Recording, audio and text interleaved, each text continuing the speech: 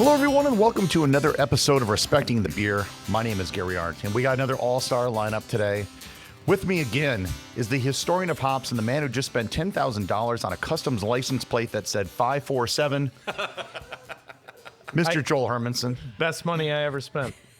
It's in diamonds. Best money I've ever spent.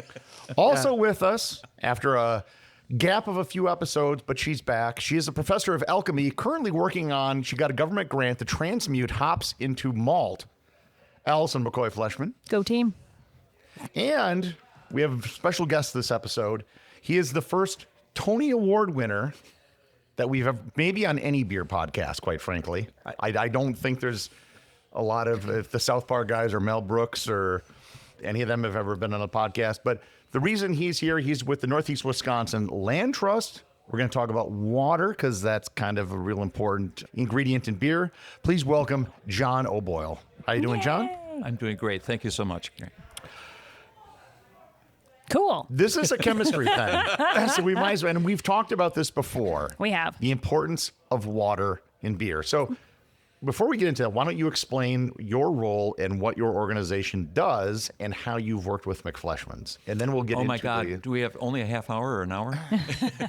So the quick history lesson is that I was a student at Lawrence once upon a time, and that was in the 60s. And if you fell into the Fox River, you had to get a tetanus shot because it was anaerobic. There was zero oxygen in the water, zero. So the Clean Water Act came through in 72, and conditions started to improve. And of course, one of the things that happened is the invasive species came because they couldn't live with zero oxygen, but then they could.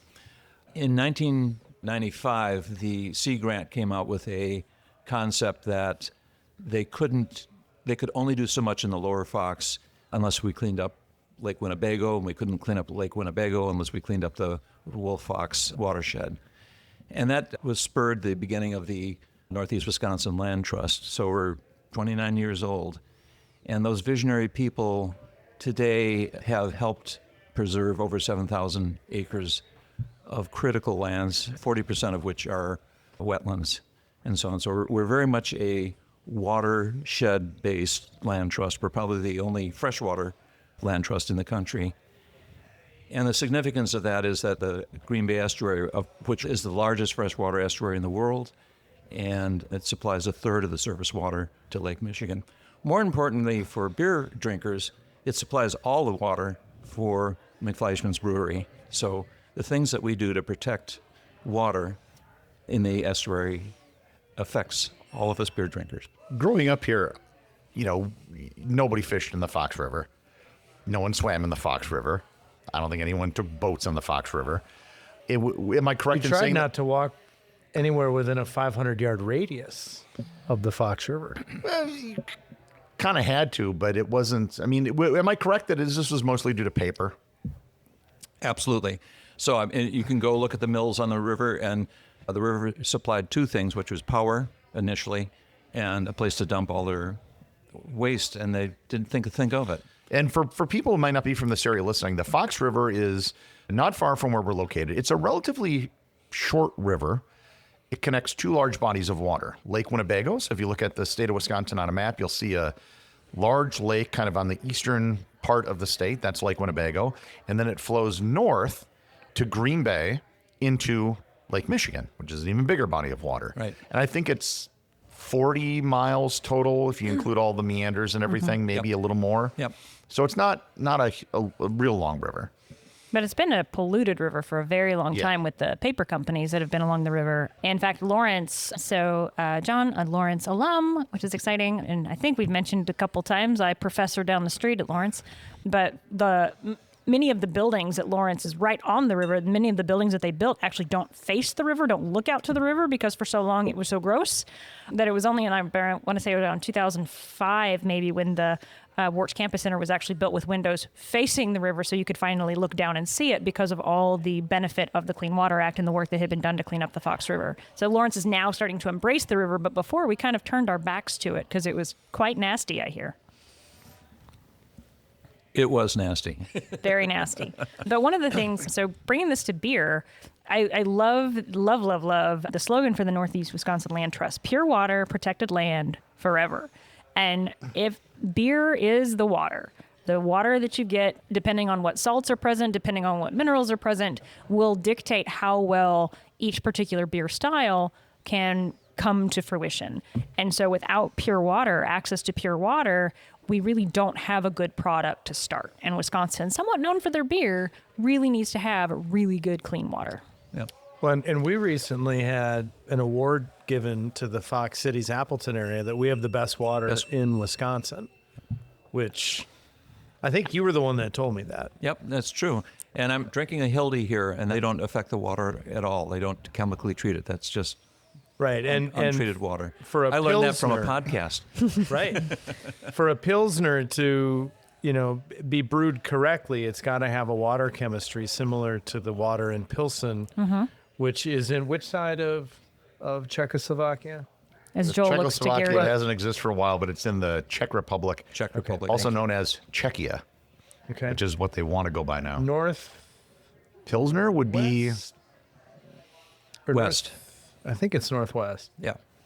I just do Yeah, the chemistry of closer the to- water. I couldn't tell you where it's from. I literally look out the window, I see the Fox River. Me too. I could throw a ball and hit it. When I walk down there, you'll still see signs that say, well, you should only eat like one fish a week or something like that from the river. Yep. How much of that is due to the quality of the water per se that's coming off the watershed versus chemicals that have just been in the bottom of the river that get turned up? I think what's coming off the watershed now is pretty good. I'll give you an example of the Matawan Dam failure that happened last year, and that affected a sewage treatment plant downstream from that. One of the effects of that is water hydrology, which is beyond my pay grade, but solids tend to go to the sides, and our wetlands that were downstream from that help filter that water. So the water quality, certainly since the 90s, the clarity is better and the quality is much, much better.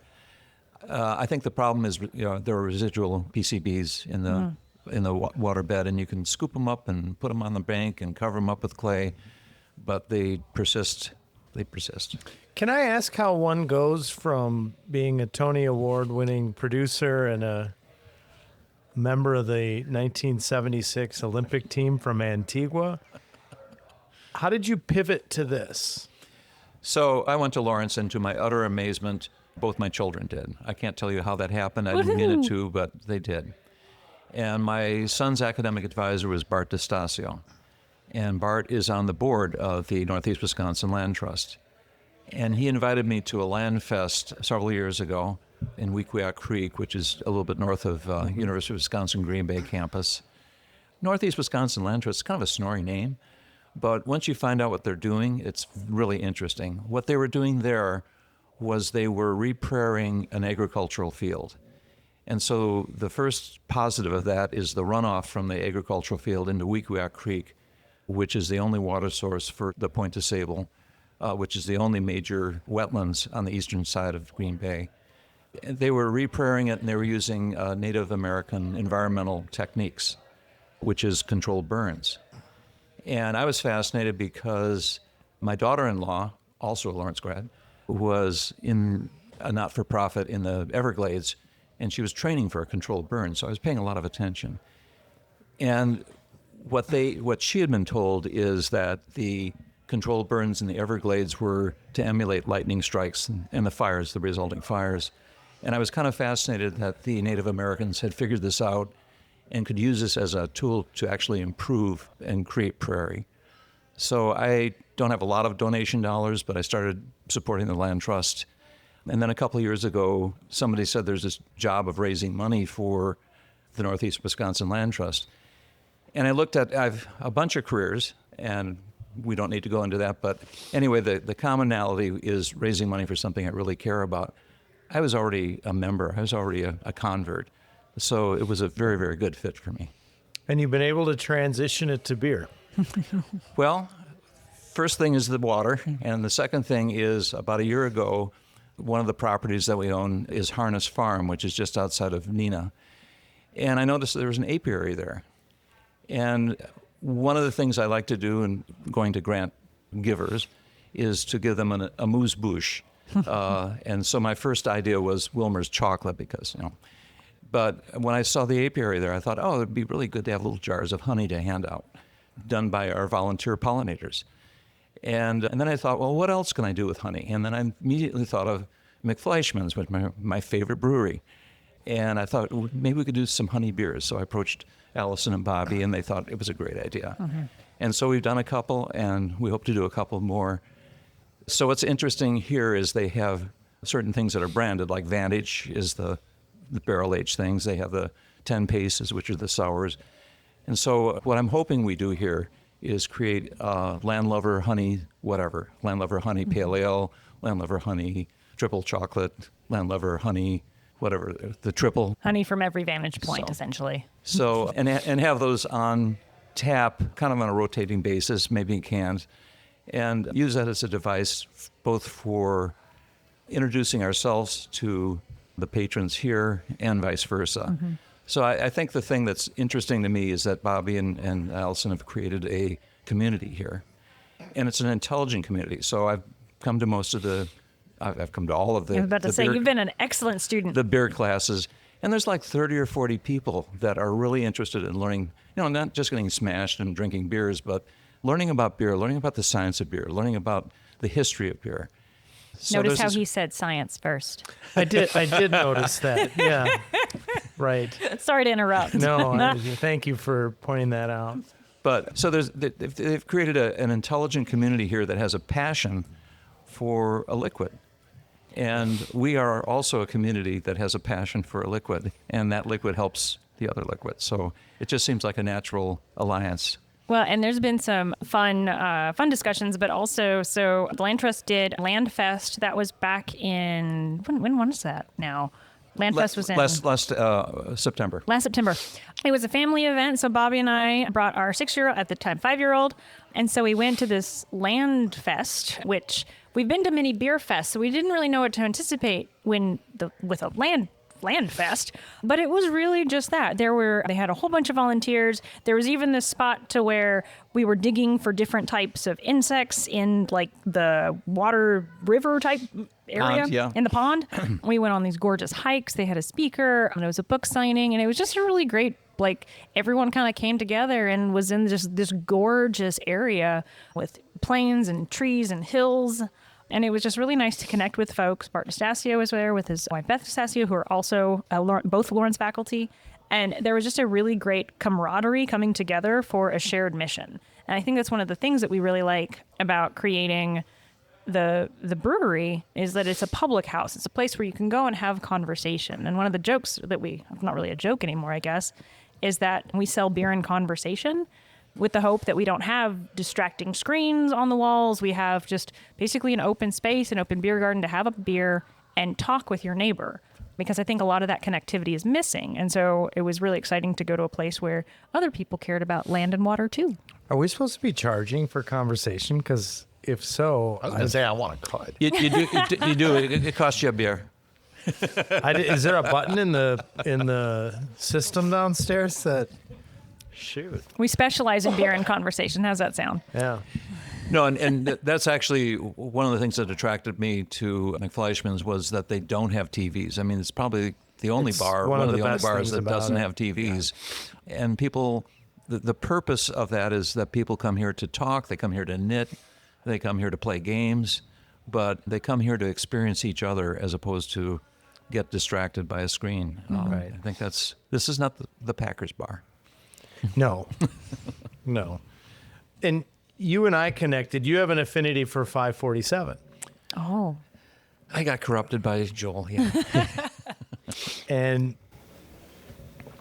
from the boys downstairs, it's a 547 float. I was about vanilla ice cream. I was about to ask, Joel, what are you being served right now, and how does it taste? Yeah, I have not tried it yet. I'll get right on that, but I want to. Well, to celebrate. Oh, it's almost like a gummy bear brat, isn't it? Or a lava lamp. No, this is... Gary and I had words the other day. Oh, boy. And the subject. Were they smart words or not smart words? One of us was speaking smart words. And this is the logical conclusion of your worldview is the 547 float. I would like to point out I did not ask for that, nor did I. That is a 507 on ice cream. Don't just give it a try. Oh, Now you've got listeners who are listening to you giving it a try. Oh, there he goes. Here's an O, and he went, oh, nope, that's a not for me face. okay, yeah, that Good for you, though. that was a noble experiment, but whatever. Are there noble hops in 547? No, Oh. there are not. But I'm not. The whole theme with the stouts, like that's a really good fit with a hoppy beer like that. Yeah. And speaking of hoppy beers like that, you recently were able to try the triple 547 that Bobby made with your honey. Yeah. And I know you were really proud to be a part of it, and you were really excited when it came out. What did you think? If there's a beer that I think is even better than 547, which is really hard to do, it's the triple, because you can taste the honey and it balances the hops a little bit. And Joel was kind enough to, even before it was released, hook it up and give me a big glass of it. And it drank smoothly, and my reaction afterwards was, I better not have a second. I'm not sure I can drive home. But it was fabulous. Yeah, the ABVs are 11%, yeah. Yeah, and honey has a natural way of doing that to beer. If you've ever brewed with honey has, because of the sugar content, honey Yeah. will drive that way up. Yeah. And what I've noticed about honey beers, and I thought Bobby did a masterful job. Yeah, I in did. taking a beer that has that level of alcohol, and yet I think, and I know I'm not alone in this room in saying that, I think it actually is smoother than 547, Yeah. even though the ABVs are significantly Oh my higher. gosh, I haven't tried this beer, and I'm Oh, interested. it to. is. It's Wow. It's it's massive. It is wonderful. Wow. The correct name for it Should be honey. is the 1,163,667,323, You had to have cubed it. which is 547 cubed. For those of you who are newer to the podcast, I'm sitting next to Gary, who's a math major, and I'm sitting across from Allison, who's a math nerd, who actually on her phone says, I love math. So those two are just super impressed with the 547 cubed math. But so you loved it. You took quite a bit home, too, if I recall. I did indeed. Had to share that. You did, and yeah. well, the reason why is the first time you put it on tap, it ran out in a day, and nobody told me, and I was kind of irritated. Yeah. So that's why I kept. I texted you when it and came you bugged up. me, Yeah. and That happens here. it It does. does. There have been many a product that I'm like, it was here and then it's gone. Yeah, we try hard, but the front of the house, the back of the house don't necessarily always talk to each other. And we're getting better, we think. I have a growing list of contacts of people that I have to text when things come out. That's called service right there. Yeah, well, it is. And I see people around town and they're like, hey, did Alter Ego show up yet? Or the one that I probably get the most questions about is, hey, is Public House there today? And so Yes. it does happen where we're I just have to interject this to your point of when you see people out around town. Today was one of the first times Bobby and I were out at a coffee shop just down the street, and a person walked by that we didn't recognize, and they were wearing a McFleshman's hat. I nearly lost it. It's like to see one in the wild of someone I don't know. That was the coolest thing ever. Thank you, person that walked by. I had that same reaction about a month ago at Half Price Books when someone recognized me from my voice. That's awesome. really. Yeah. So the other thing I want to say is I have listened to all of the podcasts now of Respecting the Beer, and they're really instructive. And I realize that I've become a Joel captive because I just always order 547. But Uh-oh. there are all these other really, really, really good beers. Like an MSP. Like an MSB, yeah. So when I took your class, I realized I'd never had an MSB that wasn't out of a can. I hadn't had one that was pulled, and it was And- great. yes. And then a couple of days ago, I was here, and they have an MSB CO2. Yes. And it's great. So You're just a dupe of big hops. Big Hops are just trying to get you to get their IPAs. And No, I like the stouts too. I'm Agent sorry. Joel, who's taking, money to push their agenda. Big Hops. MSB for the win. Yeah, but the other thing is the whole Lucre thing, and to the try Lucre a faucet. Hildy and to try a pure foam, which is an unusual experience. I don't know if you can do that anyplace else in Bleak. I Wisconsin. almost think that you should have gotten like more spigots on the Lucre faucet. Dude, we went to. Now, for those listening again, whenever Gary says to do something, it gets done. So we're going to come in here at some point in the next 2 months, and there's going to be like Well, a Hydra-looking It's an Lucre investment, but I think it was with like 10 a good, arms. We were just gonna get one because the story goes of like the kid brought out one to Bobby and it's like, oh, surprise, and then she brought out a second because it's like, oh, if you were gonna buy, it wasn't that much more expensive to buy the Wait, you second. have another one? No, sorry, there were two taps. So the Lucre is like Oh, the main yeah, okay, with got the it. little hop cone on the top, the main part, big, whatever that's called. So I what- think what- Bobby needs an 8 to 10 arm Lucre faucet connection. So the podcast I heard was that there was a very good Mile of Music, and Allison consented to let Bobby get a. Finally, yep. Yeah. Well, he was gonna buy it on his own if I didn't do it first, and I didn't trust because he would have probably bought 4 or 5. Although he wanted just the little ones, but once you saw the hop cone and the whole brass, Yeah, Shebang. It is quite elegant. so It's very pretty. cool. It is very quite cool. elegant, yeah. You can't unsee it. No. And you can't really untaste can't. it. It's so good once you have it off the Lucre. So, Right. so the other thing I was going to ask, so as a graduate of McFleshman's Beer Academy in both the science of beer as well as the history of beer, do you have a favorite? I'm putting you on Oh the my spot. goodness! I have Joel sitting here and Allison sitting here. You are my favorite twins. Oh, there we go. No, I think it's a very good compliment. The history of beer is fascinating, and you had Charlie Bamford on recently, and he had a kind of slightly different take than Joel, but about the same. Mm-hmm. And then I thought your discussion of bubbles. And Oh, bubbles. And the physics of bubbles and the chemistry of bubbles. Bubbles are fascinating. Who knew? I Right? mean, I just drink beer, and it's just, I don't know. So Yep. And those are Lucre bubbles as opposed to my nitro bubbles. And so different. And the first science I heard was from Bobby, and he was like so over my head. Oh, it was just like, no, we won't let him talk anymore when it comes to science. So you attended with both of us. So let me, if you get to ask a question, then I can as well. Oh, love it. Let's so hear it. which one of us was taller? Oh, he wants to win something. Joel, you are taller. You were Yes. taller Excellent. by like 1.5 feet. Okay. Thank you for joining us on this episode of Respecting. But Allison's funnier. Oh!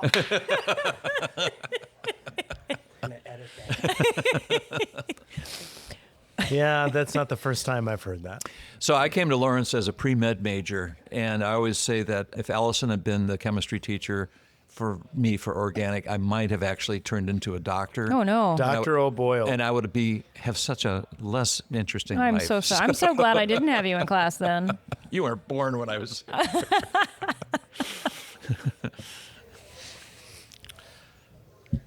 What's the future for the land trust? It's interesting because this is our 29th year. We're going to come up in our 30th year next year. And the two things I want to tell people, thank you for what we've accomplished and what is your vision for us for the next 30 years. I believe that water will become much more critically important than we understand now. And we lucky Wisconsiners are right next to 20% of the world's fresh water. I think the world is going to become, as Bart Stasi would say, wetter, wilder, warmer. I think so. I personally am a environment refugee from Florida. After a hurricane almost wiped out our house, and then it didn't. But I thought this is not the last time that's going to happen. I think parts of the country are going to go through significant drought, and things are going to change. Therefore, paying attention to land use and land preservation, I think is going to become more and more critical, and we'll see. But I think owning real estate in Wisconsin is a really smart move. So if I'm understanding you correctly, beer and saving the planet go together again. Absolutely. I like this combination. Yeah. Yeah, it's a good combo. And are there any other future collaborations you guys are thinking about doing? Oh, of course. I think the amount of the difference, the number of styles of beer that we can put honey into is vast. And so not only that, we also are looking to do meads. And I think I'm going to get Bobby. Is it called a braggot? Is that the name? So a braggot is a mixture of a beer and a mead. And so then again, you've got this whole just entourage of different types of styles that you can explore, and access to really good quality honey is key to that. And so we are looking forward to extending that. Yeah, Bobby's talking about a honey pear mead, which just sounds great. Oh, a cider is what that's Cider, called. I'm sorry. And one of the things I've come to appreciate about Bobby is he has a solid grasp on the science of beer, but also he's like a great chef. He's able to taste things in his mind. He does do that. And so what he comes up with are all fantastic. Every one of his styles, I think, are significantly good, which is amazing, because a lot of breweries I go to, I'll do a tasting of 5, and it's like, well, the hazy's okay. Hazies are always kind of okay, but kind of not great. But Bobby does a great hazy, despite himself. He tries not to, but he can't help it. All right, so your job is to raise money for the Land Trust. Right. So if somebody wants to give money, how would they contact you? God bless you. So No, I'm all about the promotion. I know how it works. Save the land. So we do have a website, which is Northeast Wisconsin Land Trust. It's newlt.org. And if you go there right now, you're going to see this very sad, antiquated website design, which about a month from now is going to be very slick. We welcome people at any level. We do have a Guardian level, which is $1,000 or more a year. And for that, we have an event. And of course, our event this year is going to be where?